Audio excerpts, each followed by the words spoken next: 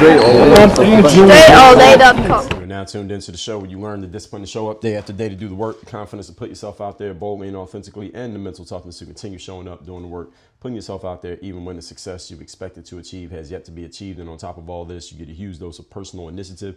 What is that? That is the go-getter energy that moves any one of us, including yourself, to go and make things happen instead of waiting for things to happen. And then we put all this together into a series of frameworks, approaches, insights, strategies, and techniques all underneath the umbrella of one unifying philosophy that is called Work on Your Game. My name is Dre Baldwin, also known as Dre All Day, and welcome to the show. And today's topic is, we are picking up on part 5 of our now concluding 5-part series, Men Stop Being Pussies. Before we get into that, a couple words from our sponsors. Number 1, get in my text community. Numbers down below in the description. Number 2, workonmygame.com. That's where you get on my email list. It is completely free to join. I send out emails every single day. I call it the Daily Game email. Get on my list by going to workonmygame.com. And number 3, workonyourgameuniversity.com. You want to have me as your direct coach, get direct mentoring from me when it comes to your business and your personal life stuff. Both of those are connected, whether you want them to be or not. Go to workonyourgameuniversity.com. You can see more of who we work with, who we are working with,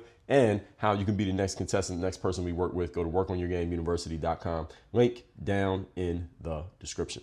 All that out the way, let's pick up right where we left off, which is picking up on point number 13. Again, this is part 5 of our 5-part series on Men Stop Being Pussies. Number 13, ask directly for what you want. We talked about this earlier in the point that I made about dating. If you're dating and you are single out there in the game, you got to ask directly for what you want. If you want to go on a date with a woman, ask her on a date. You want a woman to give you her phone number, ask her for a phone number. If you're interested in a woman, you got to show her that you're interested. You got to be direct about these things. Stop being passive in the things that you want, because masculinity is not passive. A man with balls and who is not a pussy is not passive about what he wants. Now, that does not mean you're going to get everything that you want. Sometimes you may not get it. Sometimes you may be turned down. Sometimes you may be delayed. But if you don't ask for it, you will never even know. And if you don't ask for something knowing that you want it, but you just don't even try to get it, then you're being a pussy by definition. All right, and that's my definition. You see something that you want and you don't try to get it, you're being a pussy, because you know that you want it, but you just don't have the balls to go after it. And when you don't have balls, the only thing that you can have is a pussy. All right, you get it? All right, I know I'm being crass here, but you get my point. And everybody understands the visual, do you not? Okay. This is, again, it was discussed on a point on men leading and women being willing to follow a man who is willing to lead. A man who will not lead cannot be followed by a woman.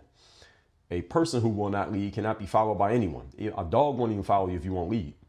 Again, I've used that as an example. Any of you who has dogs, next time you take your dog on a walk, actually, you only have to think about the next time. Think about the last time you took your dog on a walk. Any of you who has a dog, are you walking the dog or is the dog walking you? You know the answer to the question.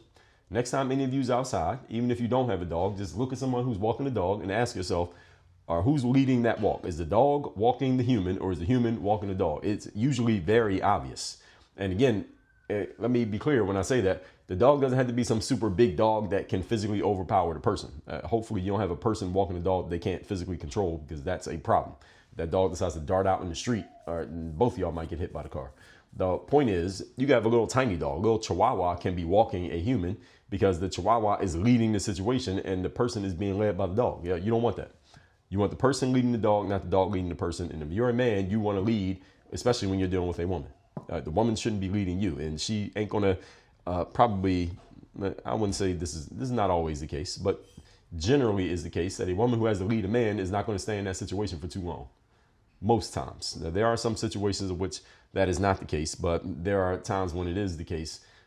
Let me back up. There are some situations when that's not the case. A woman will be leading the man in the relationship, and she's okay with that, and the man is okay with it as well. I would say more times than not, however, the man needs to lead, and the woman's not going to be in her natural space if she is following the man. I just saw this post on social media by Megyn Kelly, as a matter of fact. I mentioned her as a source of news, and I really do like her show. I listen to it damn near every day, or at least during weekdays when it comes out. She just made a post where she was talking about how a woman can have it all in their life, have a career and make money, and then have kids and have a man who loves you, et cetera, having it all. And she is in a situation where she is leading in her relationship. And it's very clear. She's even talked about it. She makes the most money in her relationship. She's the star in that relationship, and the man is in a supporting role. So there are some exceptions to this, but exceptions do not prove the rule. Exceptions do not disprove the rule. They prove the rule. The exceptions are exceptions because you can point them out. All right. Everyone else is not an exception. Everybody get what I'm saying? This applies in your business and career as well, men. When I say you have to lead, you have to ask directly for what you want. If you want to close a deal, you want to get a promotion, you gotta be willing to go after it. All right, your promotion may not come land in your lap if you don't try to get it. You might have to try to get the promotion. And that's okay for you to try to get the promotion, because if you want it, you shouldn't have a problem trying to get it. All right, asking for the sale is the key to closing a deal, ladies and gentlemen. You want to sell, you got to present a product or service. You have to share the features and benefits and virtues of that product or service. And then you got to ask the person who you're selling to or who you're presenting to, will you buy this product? If you don't ask for the sale, you usually won't get the money. That's usually how it works. For example, tomorrow, for the day that I'm recording this on a Tuesday, and I don't know what day of the week this episode is going to come out, but tomorrow is Wednesday in real time when I'm recording this. And I'm going to be in a conversation with some people who are interested in hiring me to come speak at an event for their organization. We've already had, between their team and my team, my assistant, there's been enough back and forth that I know exactly who they are, exactly what they want, exactly what they're working with budget-wise, financially. A lot of the details have already been discussed. I'm getting on that call tomorrow. My goal on that call tomorrow is to close the deal. On that call tomorrow, I am going to ask for the sale. I'm going to tell them, okay, we talked about this. Y'all said y'all have this. We told you we can work with that. Okay, and now I'm asking for the money. I'm not going to say it in that way, but I am going to say it. All right, I'm asking for the money. My goal when I get off that call tomorrow is the money is coming, or I already got it on the spot.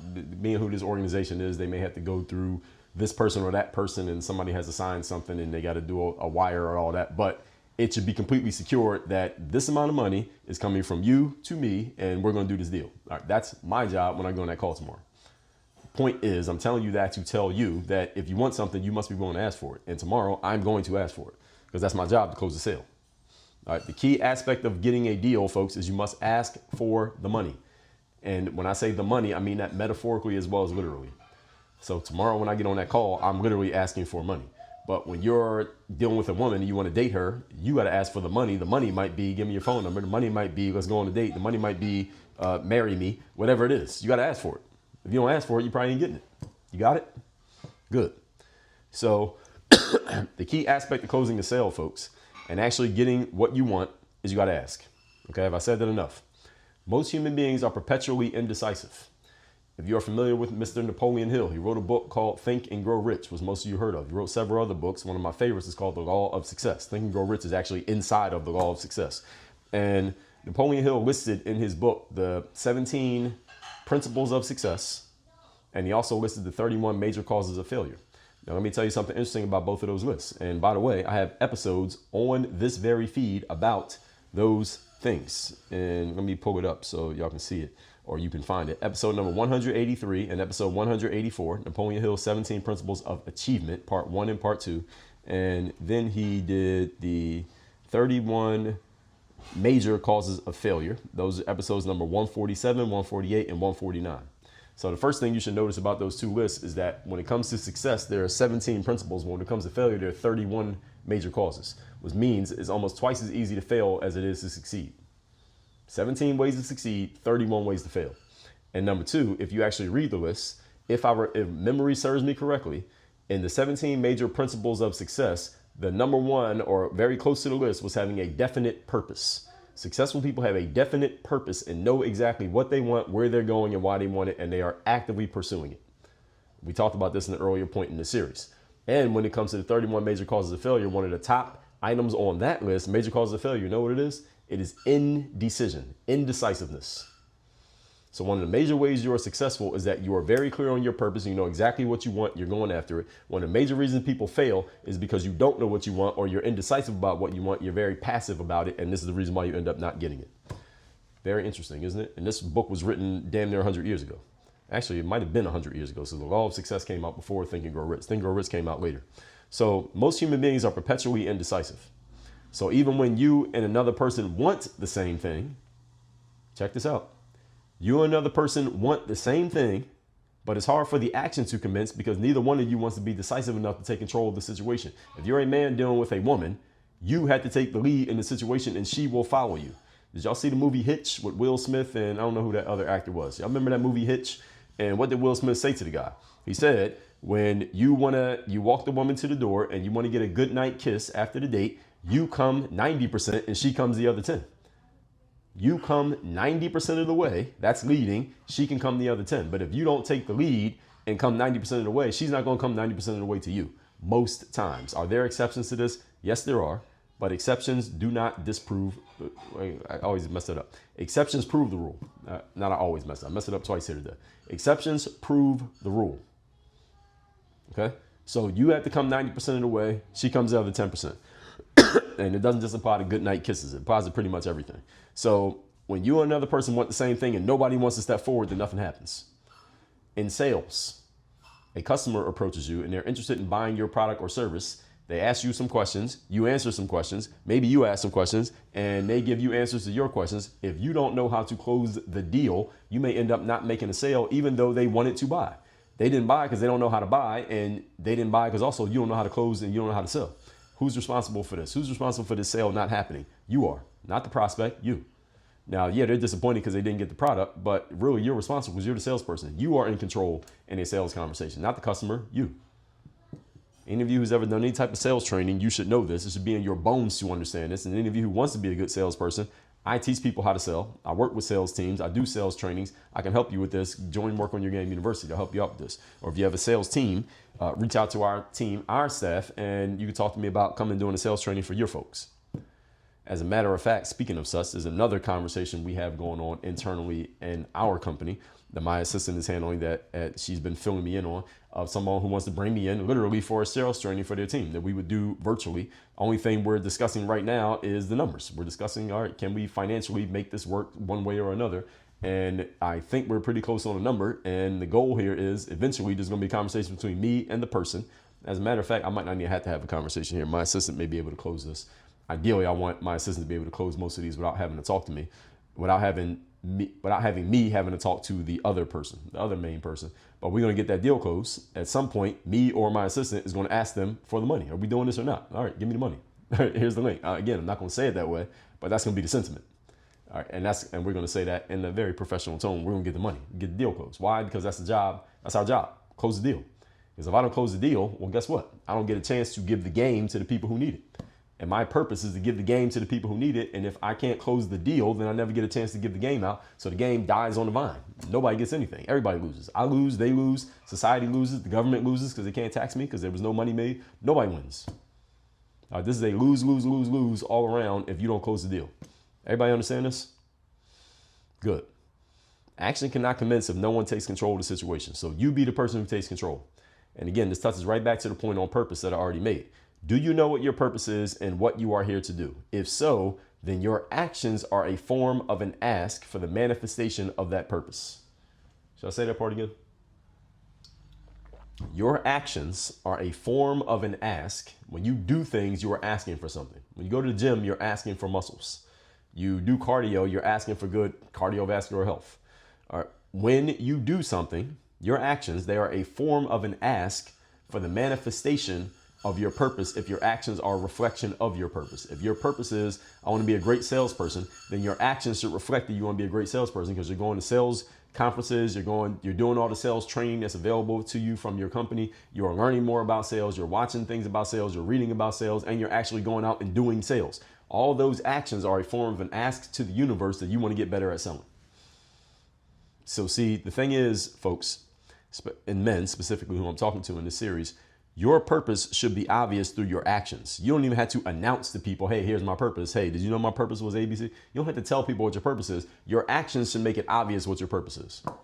Someone should be able to have a pretty good idea in the ballpark of what your purpose is by simply watching your behavior, because your actions are a form of an ask for what you want. How would I know if someone really wants to be in good shape? I know because every time I go to the gym, they're in the gym. So I know they want to be in shape because I see them there every time I'm there. That's how I know you want to be in shape. How do I know that someone is serious about their career? Because when I see them doing whatever it is that they're doing, they seem to be doing things that are based on their careers and getting better and moving forward and advancing. They seem to always be doing things to make themselves better. That tells me that they're serious about moving themselves forward in some way, shape, or form. Their actions make it obvious what they're about. People should know what you're about by looking at your behavior. Even if they don't know you, they don't have to know your name. They just see you all the time. They know what you're about because they see what you're doing. You get it? Where I live is a highly populated foot traffic type of area.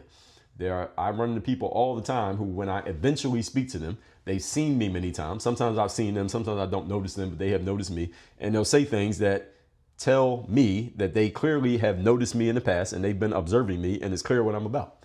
I've had so many people come up to me and tell me, man, they give me compliments on my fathering skills, even though they don't really know what I'm doing. But because they see me all the time with my son, from the time he was in a stroller to where he's walking around, they don't really hear me saying anything. They don't know anything about me. They don't know about this show. They don't know anything about what I do. They just see me walking around with him and they say, man, you're doing such a good job as a parent. Even though they only see me when they walk past me. They have no idea what I'm doing as a parent. I could be terrible. But the fact that they always see me with him, it gives them an idea of what I'm about. Even though it's just a very small microcosm of who I am. The point is, people judge you by your actions, ladies and gentlemen. Not your words, your actions. And when your actions are consistent, people will assume that that's what you're about because they see you doing it all the time. So you better be careful what you're doing because people are going to assume that that's what you're about, whatever it is that they see you doing. So be very careful of what you get seen doing because that will be attached to you whether you like it or not. Point number 14. Today's topic, once again, is we are talking about men. Stop being a pussy. Number 14.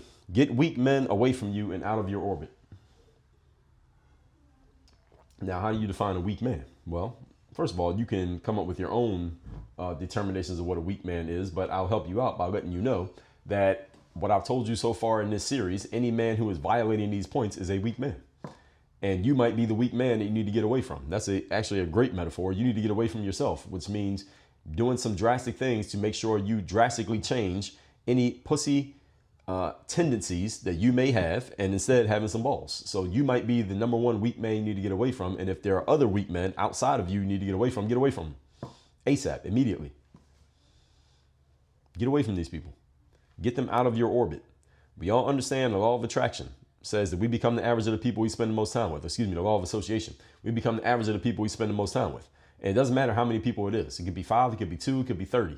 Whoever you spend the most time with, you're starting to become them because people you're spending the most time with are usually people to whom you compare yourself. I heard someone else elaborate on it and say that you don't just become the people you are around, you become the people to whom you compare yourself. So if you compare yourself to let's say you're a young man growing up and you have a father at home, you're often comparing yourself to him because he's the biggest male figure role model you have around you. So you're comparing yourself to him. So you're going to grow into his image and likeness because he's giving you an example of how to be and what to do. One thing that when I often I am asked whenever I'm doing interviews and things, or people just know my background, they say, how did you become so consistent and disciplined and doing things the way that you do them so just relentlessly, or having this tenacity and persistence in the way that you behave? And I tell people all the time, that's a reflection of my parents. My parents they didn't have the kind of job that I have. They did not have the kind of business that I have. My parents are not athletes. Neither one is even 6 feet tall. I'm 6'4". So a lot of things that manifested in what I did physically was very different from them. But the essence and the mentality behind it came straight from my parents because, and again, I tell this story all the time. My parents got up every day and they went to work. Even when I know they didn't really like their jobs, because I would hear my mom mostly complain about her coworkers often when she came home from work. My dad never complained about his job, but I saw what kind of work he did. I remember when I was 14, I worked as I got a little side job working at his job for a summer, and that job was not some fun, cushy job. All right, it was manual labor, what my dad did. He did that job for like 30 years. And then he would go and do music on the side after work. He would moonlight as a musician after work like 4 to 6 nights a week. So my dad didn't really sleep. But he worked. And he would get sick sometimes, and it would have to be an extreme situation for him to not go to work. He went to work damn near every day. And sometimes he would even do so taking public transportation. He worked outside of the city. So this was a long trip. I remember when I worked with him that summer that I was 14, we would drive to his job, and the drive was a long ass drive. It was like an hour plus drive. So imagine taking public transportation to get to a job that driving takes an hour. How long did it take on the train? Right? That's the kind of job that he went to. I'm sharing all that to say my father was at home. I had 2 parents at home. So they set an example for me. And the example was show up every day and do your job. They never said it. They just did it.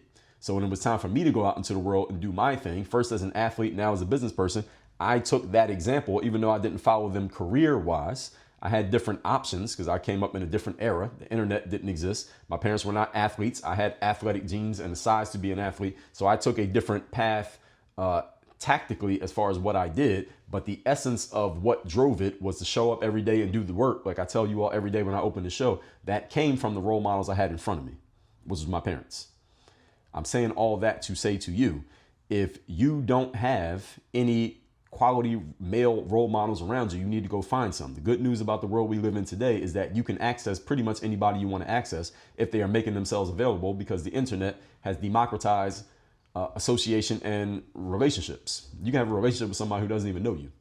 You can have a relationship with them. They don't really know you, but you know all about them because you're listening to them, consuming them, watching them, reading their stuff on a consistent basis. They can become one of the biggest associations in your life simply because you're consuming all of their material. That's the great thing about the law of association and the world that we live in today, is that you can associate with anybody you want to associate with.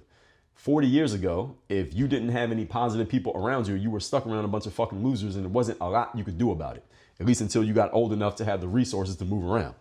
Nowadays, though, you could be stuck around physically, geographically around a bunch of fucking losers, but you can have all winners having the most influence on you simply because you can be influenced by the winners through your devices and through the internet in ways that, again, in 1985, you couldn't have done that. So that's the beautiful thing. Even for those of you who may not have such great associations around you, you may not be fortunate enough to have, you're a male, you may not be fortunate enough to have had a father in your home, but you have the internet. You listen to me right now, you got access to the internet. So you're not limited by what you don't have. Because a lot of stuff that gets put out by people like myself and others in my lane, most of the stuff that we put out is free. Most of the stuff we say is free. 99% of the stuff that I say is free. So you have no excuses. So again, you become the person you compare yourself to the most. So who are you looking at? Because you're usually going to find yourself comparing yourself to people who you pay the most attention to. So who is that? And again, often the people you associate with become your comparison. So these groups overlap. So if you're hanging around a bunch of fucking losers, you might feel like a winner because everybody around you is a loser. But you're not really winning because you're nowhere close to your potential. But compared to them, you're doing great. This is the problem with hanging with losers. Everybody understand me? So you compare yourself to people who you tend to be around. So you want to raise your level, start being around. Again, being around can be virtual. Be around people who are playing the game at a higher level than you. So if you have weak men in your orbit or weak men in your space, get them out of there or remove yourself from that group. That's it. Now, at this point, it would be good to ask a question as to what exactly constitutes a weak man. I already talked about this a little bit. Let's talk about it more. Any man who violates the points that I've shared so far here in this series represents a weak man. Again, I already told you that. I'm giving you the blueprint. So any man who is openly violating the principles that I've been sharing and seem to not be willing to do anything to fix them is a weak man. Because any man listening to this, you may at some points violate the points that I'm sharing here, but as soon as you notice it, that's a good thing, because the only way you notice that you're violating a point is for you to become aware of your behaviors and then tell yourself, nope, I don't want to do things that way. Okay, can't do it that way. All right, am I being passive here or am I being direct here? Am I being passive with this woman who I want to date, or I'm being direct about wanting to date her? As soon as you ask yourself that question, then you're checking yourself. Now you put yourself in a position to do something about it. And if you do something about it to correct your mistakes, now you're moving yourself into a better position. You do nothing about it, now you're moving yourself into a worse position. So what are you doing? You know the answer to the question. So disassociate from these individuals immediately and permanently, even if that person is you. Point number 15, today's topic once again is men, stop being pussies. Number 15, be willing to compete and risk losing in order to win. It's a really important one. We talked about this in earlier parts of this series. All these pieces connect.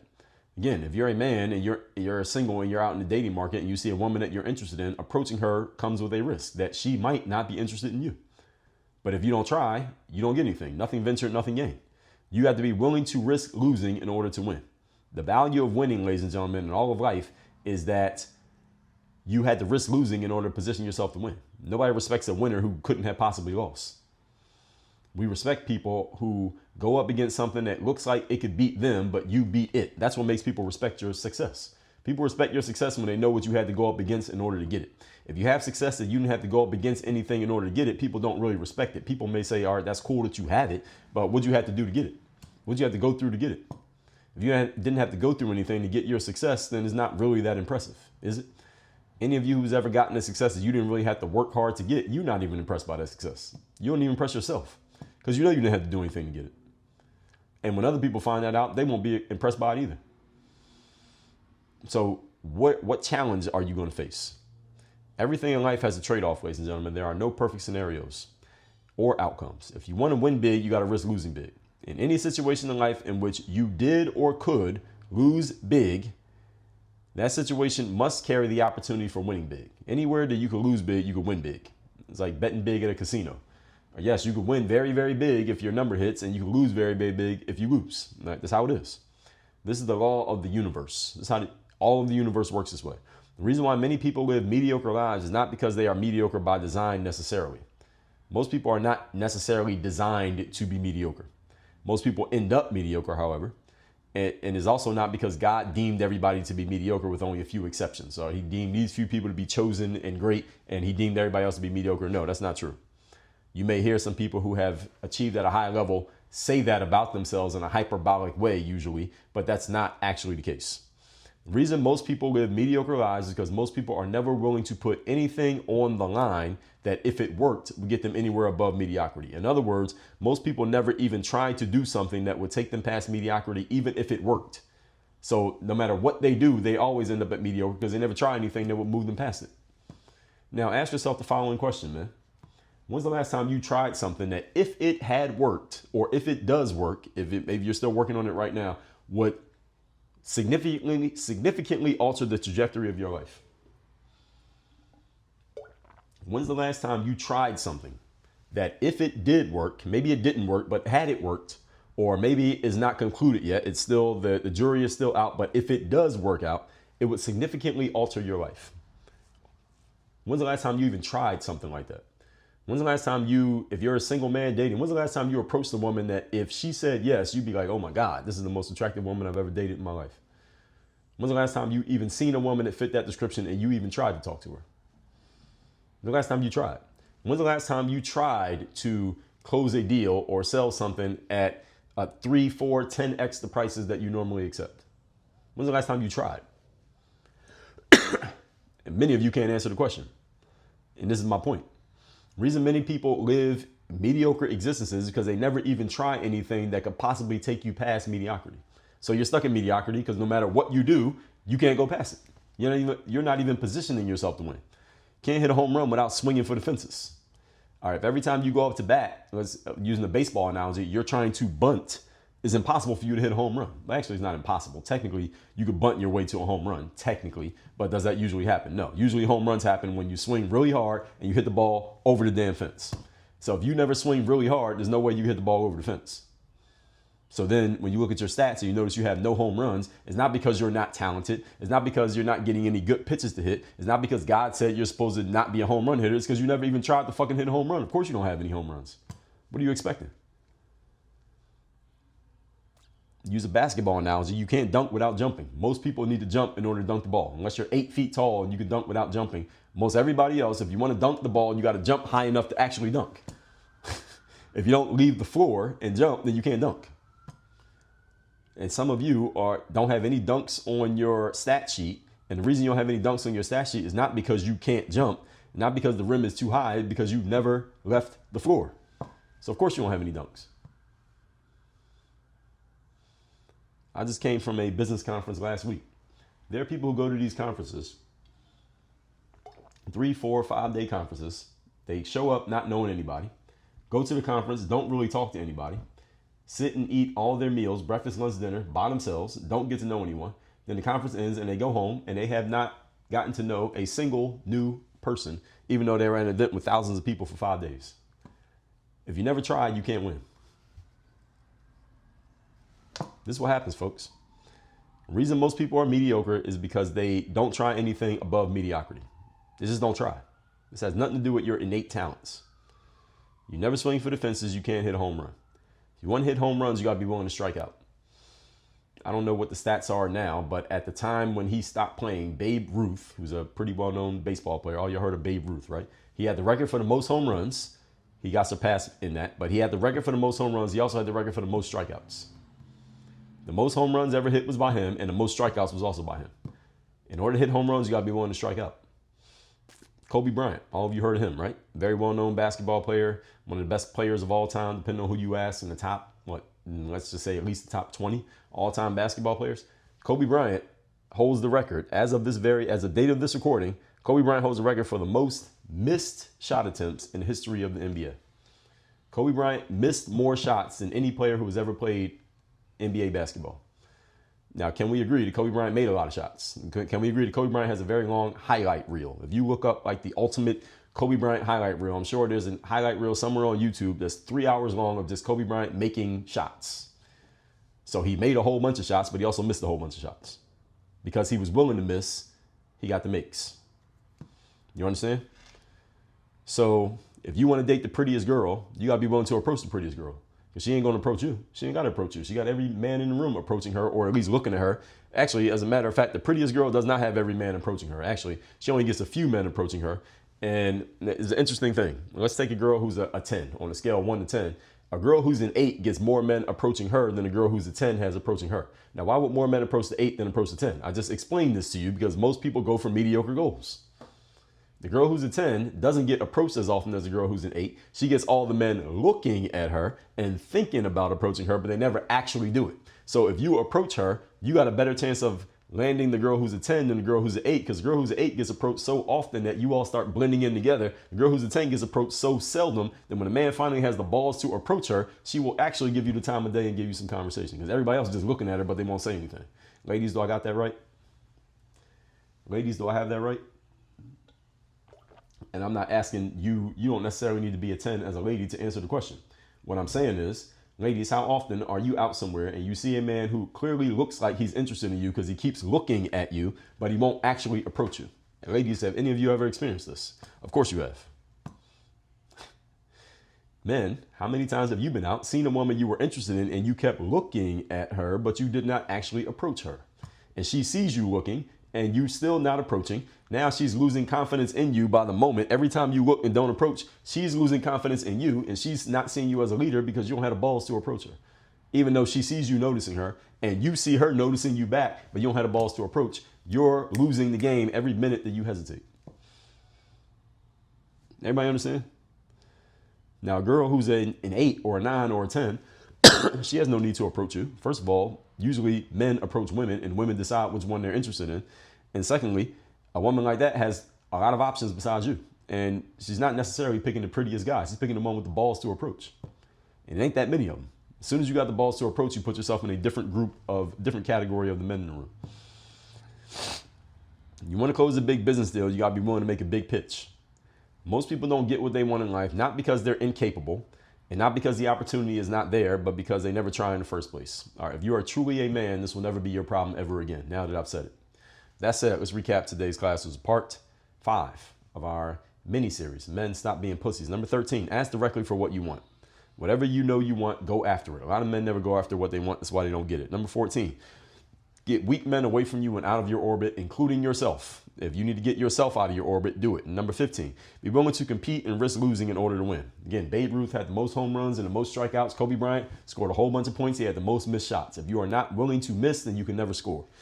Ladies and gentlemen, gentlemen, now giving you a 5-part series on how to stop being a pussy, how to step up your discipline, how to step up your mental toughness, how to step up taking initiative, how to be more masculine, and how to start leading the way you're supposed to lead in life so that other people, men, women, and children, will be more willing to follow you. We need more leaders in life these days. We got way too many passive, feminine energy men out there. Hopefully, this message has gotten through to at least one of you. All that said, workonmygame.com, get on my email list for free, workonyourgameuniversity.com. Have me as your direct coach. Let's get to work on putting this stuff in place in your personal life and your business life. Work on your game. Dre, all